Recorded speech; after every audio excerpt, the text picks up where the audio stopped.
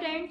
तो सबसे पहले आप सभी को स्मिता आर्ट्स की तरफ से गणेश चतुर्थी की बहुत सारी शुभकामनाएं। ठीक है, तो आज सभी मैं आप सभी से एक सवाल पूछना चाहती हूँ कि क्या आपने कभी रंगोली बनाई है? कोई भी हो, गणेश जी की हो या कोई और भी हो, कभी बनाई है?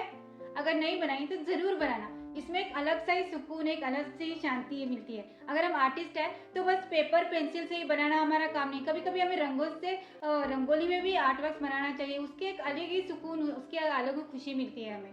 ठीक, तो क्या आप जानते हो रंगोली आर्ट वर्क में भी ट्राइपॉड ग्रिप और ओवरहैंड ग्रिप ये दोनों मिलते हैं। कहाँ जहाँ भी आर्ट आएगी वहाँ पे ये हमें मिलते ही रहेंगे, क्योंकि ओवरहैंड ग्रिप जो है वो हम ओवरऑल स्ट्रक्चर के लिए हो या शेडिंग के लिए हो यूज करते हैं, और ट्राइपॉड ग्रिप जो है वो हमें डिटेलिंग के लिए यूज करना है। तो रंगोली में भी ये सब बातें आते ही हैं। मैं आपको दिखा रही हूँ यहाँ पे। तो पहले तो ये समझ लो कि आप अगर कभी बनाना चाहते हो तो आपको कैसे यूज करना है।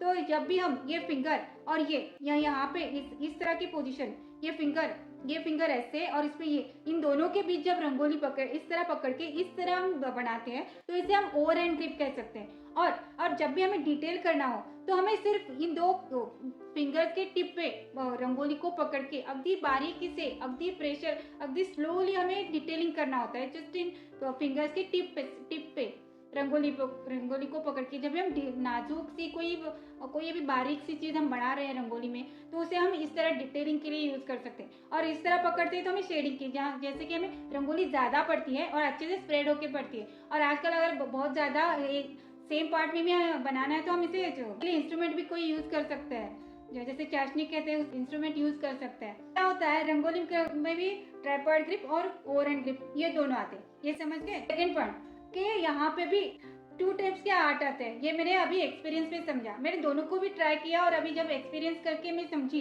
तो आप सभी को बता रही हूँ। जब मैंने पिछली बार एक राम जी की रंगोली बनाई थी तब वहां पे मैंने डिटेल के साथ वर्क किया था। ठीक है, जो स्टार्ट टू एंड जब हम स्टार्ट करते हैं तो वहां से ही हमें प्रोसेस में हर जगह जैसे है वहां सेम टू सेम बनाते जाते हैं और डिटेलिंग के साथ। ठीक है, डिटेलिंग के साथ बनाते आते हैं और वो कंप्लीट होती जाती है तो वो रंगोली बन जाती है। ये हुआ अनदर पार्ट। और इस बार जब मैंने बनाया गणेश जी की तो यहाँ पे मैंने अलग टेक्निक यूज की। यहाँ पे मैंने सबसे पहले तो एक फ्लैट वैल्यू यूज की और उसके बाद फ्लैट वैल्यू डालने के बाद सभी जगह सेम शेडिंग, जहाँ पे वैल्यूज है सेम वैल्यूज को जज करते हुए उस पर डिटेलिंग की। तो ये दोनों भी तरीके सीधे अच्छे है, मतलब हम दोनों से भी वर्क कर सकते हैं, दोनों भी इजी है। ये अगर जब एक सेकेंड टाइप है जहाँ पे हमने फ्लैट वैल्यूज किया, अगर आप बिगनर हो और आप वैल्यूज को अच्छे से नहीं जान पा रहे हैं तो आपको ये सेकेंड वाली प्रोसेस बहुत ही हेल्पफुल रहेगी। जैसे कि हम पूरी जगह पहले ड्राइंग बनाते हैं, ड्राइंग के बाद वहाँ पे हमें पूरा फ्लैट वैल्यू डाल देना है। जहाँ जहाँ पे कलर है वहाँ पे लाइटली कलर डाल लेने हैं फ्लैट वैल्यू में। ड्राइंग जो हमने मार्क की है वहाँ पे थोड़ा लाइटली रखना है, जैसे कि हमें बाद में हमें पहचान पाए, बट फ्लैट वैल्यू में ले ले तो स्टार्टिंग से फिर डिटेल करते आना है। ठीक है, इसे हम जल्दी कर सकते हैं थोड़ा। और अगर और जैसे हम डिटेलिंग करते आ रहे हैं तो वो भी इजी है, जल्दी भी हो सकता है अगर हमें वैल्यूज की सही जानकारी है। ठीक है, क्योंकि क्या होता है जब आधा में बना लिया, आधा कलर्स बना लिए, डिटेलिंग कर लिया और आधे के बाद हमारे कलर कम पड़ गए तो फिर एक बार जो कलर कॉम्बिनेशन हमने कर लिया होता है, अगर वो गलत है दोबारा बनाने गए तो उसका कोई अलग ही कॉम्बिनेशन हो जाता है और हम उसे वो चेंज दिखाता है हमारे कलरिंग में। तो हमें बहुत सारे कॉम्बिनेशन एक साथ कर लेने होते हैं रंगोली आर्ट वर्क में। ठीक है, तो यहाँ पे हमें कोई, और सबसे बड़ी बात रंगोली आर्ट में सबसे बड़ा बेनिफिट यह है कि हमें यहाँ पे इरेजर नहीं लगता। ठीक है, ये कलर्स ही हमारे इरेजर होते हैं। जहाँ भी हमें इरेज करना है वहाँ पे हम वही कलर यूज कर सकते हैं, जहाँ कलर डाल के ओपेक कलर डाल के हम उसे रिपेयर कर सकते हैं। यहाँ पे मिस्टेक्स होती भी है तो भी हम उसे रिपेयर कर सकते हैं, एक उसका अनदर बेनिफिट है, पर बहुत ज्यादा गलतियां करनी भी नहीं है। ठीक है, तो यहाँ पे इरेजर का मतलब यही है कि कलरिंग ही हमारी इरेजर बनती है। ये हुआ पॉइंट। सेकंड पॉइंट हुआ कि हम टू टाइप से कर सकते हैं। तो थर्ड पॉइंट है ये वैल्यूज और शैडोज कैसे बनते हैं लाइटिंग के इफेक्ट पे। जैसे कि हमें आर्ट में सीखा कि जैसे लाइट्स में डार्क और लाइट इफेक्ट्स बनते हैं, वैसे ही रंगोली में भी वही सेम प्रोसेस होती है, बस हमें समझना बहुत जरूरी है। अगर हमें डार्कनेस का पार्ट बनाना है, डार्क शैडो टाइप वगैरह डार्कनेस पार्ट बनाना है, तो डार्क वैल्यूज बनानी है तो वहाँ पे हमें थोड़ा ब्लैक ऐड करना होगा। जो कलर बना रहे हैं उसमें सब ब्लैक ऐड करना होगा। और जहाँ पे हमें लाइटनिंग का पार्ट दिखाना है वहाँ पे व्हाइट रंगोली यूज़ करनी होगी, मिक्स करनी होगी, तो वो लाइटनिंग का पार्ट है। इससे ये छोटी छोटी बातें बहुत ज़्यादा इफेक्ट लाती है हमें 3D लुक लाने में अपने आर्ट वर्क में। अगर हम फ्लैट वैल्यू में सिर्फ बनाते हैं और रंगोली कंप्लीट करते हैं तो वो सही नहीं दिखता, बट जब हम उसमें वैल्यूज़ डाल के बनाते हैं तो उसमें एक रियलिटी का इफेक्ट आता है, बहुत अच्छी से उभर के आती है हमारी रंगोली आर्ट वर्क। ठीक है, तो ये 3 पॉइंट्स आप समझ गए। ठीक है, तो क्या होता है जब भी हम जैसे आर्ट में ऊपर से नीचे आते हैं, वैसे ही रंगोली में भी ऊपर से नीचे ही आना होता है, और सेम प्रोसेस वही रूल्स, वही थीम्स, सभी वही यूज होता है। यहाँ पे कोई बड़ी बात नहीं, जस्ट हमारे टूल्स बदल जाते हैं। वहाँ पे हमारे पेपर पेंसिल होता है, हमारे यहाँ पे हमारे लिए रंगोली ही पूरा आर्ट मटेरियल होता है। ठीक है, तो फोर्थ पॉइंट ये है कि हम रंगोली में पोर्ट्रेट आर्ट भी बना सकते हैं, जो कि हमारा पॉइंट है। तो अगर आप में से किसी को पोर्ट्रेट बनाना पसंद है, रंगोली में भी हम रंगोली में भी पोर्ट्रेट्स बना सकते हैं। मैंने कुछ ट्राई भी किए, मुझे बनाना है। और पर्सनली आज के दौर में बहुत से लोग ऐसे भी हैं जिन्हें रंगोली में आर्ट वर्क बनाना पसंद है, पोर्ट्रेट अपनी खुद की रंगोली बनवाना भी पसंद है, बनाना भी चाहते हैं लोग। सो अगर आप में से कोई चाहते हैं तो आप मुझे ज़रूर कॉन्टेक्ट करना। I will teach you, I will help you.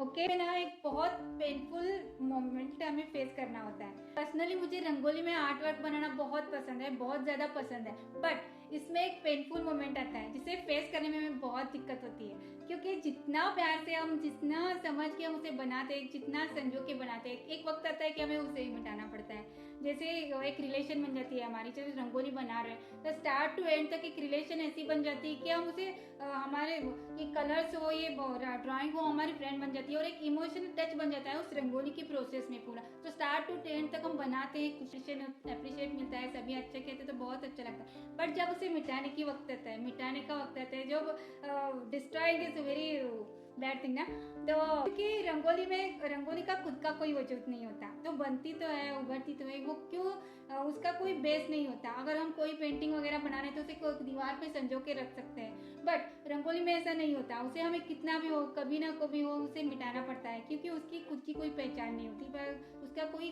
Base नहीं होता है वहाँ पे। हम आज के डिजिटल वर्ल्ड में उसे प्रिंट आउट बना के फोटोज के थ्रू सेव कर सकते हैं, नो प्रॉब्लम। जो रियल आर्ट वर्क होता है हम उसे ज़्यादा देर तक नहीं रख सकते, उसे अटैचमेंट या रिलेशन वो नहीं ज़्यादा रख सकते।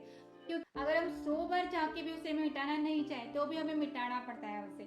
अगर हम नहीं मिटाते कोई और जाके मिटा देता है, और अगर कोई और आके ना भी मिटा दे तो भी वो मिट जाती है हवा के झोंके से, तो उसे कोई हम लाइफ लॉन्ग सेव नहीं कर सकते। रंगोली तो रहती थी, उसके आर्ट वर्क तो नहीं, फिर भी हम रंगोली आर्ट वर्क क्यों बनाते हैं? क्योंकि ये जो रिश्ता है, ये जो रिलेशन बनी होती है हमारे प्रोसेस के थ्रू, वो अगर हमें पता होता है कि इसे मिटाना है फिर भी हम बनाते हैं, क्योंकि ये जो अटैचमेंट रहती है, ये इसकी यादें जो रहती है वो हमारे साथ लाइफ लॉन्ग रहती है। भले ही वो रंगोली मिट जाए, वो पूरा पिक्चर खराब हो जाए, फिर भी जो वो हमने प्रोसेस की होती है, जो रिश्ता बना होता है, सो उसे लाइफ लॉन्ग हमारे साथ रहती है, उसकी यादें रहती है। जब भी हम उसे रिवाइज करते हैं तो पूरा रिफ्रेश फील करते हैं और बहुत ही एक सुकून भरा फील होता है। आप भी बनाइए कभी ना कभी तो लाइफ में रंगोली बना के रंगोली आर्ट को ट्राई जरूर करना। और हाँ, एक बात मैं सभी को आपको बताना चाहती हूँ, अगर आप में से कोई रंगोली सीखना चाहते हैं या कोई मुझे ऑफलाइन कनेक्ट कर पाते हैं तो ये मेरा व्हाट्सअप नंबर है, आप मुझसे ज़रूर कनेक्ट करना। I am always ready to teach you. Okay, और अगर आप ऐसे वीडियोस रंगोली के टॉपिक पे, और अगर आप ज़्यादा वीडियो चाहते हैं तो please comment rangoli in comment box. मैं आपके लिए और भी ऐसे इंफॉर्मेटिव वीडियोस ज़रूर बनाऊंगी, क्योंकि मुझे पर्सनली रंगोली के बारे में बोलना और सिखाना बहुत पसंद है, तो मैं कुछ वीडियोस बनाना भी चाहती हूँ। अगर आप इंटरेस्टेड है तो मैं बनाऊंगी, otherwise continue topic. Okay, so bye guys, meet you again in next video.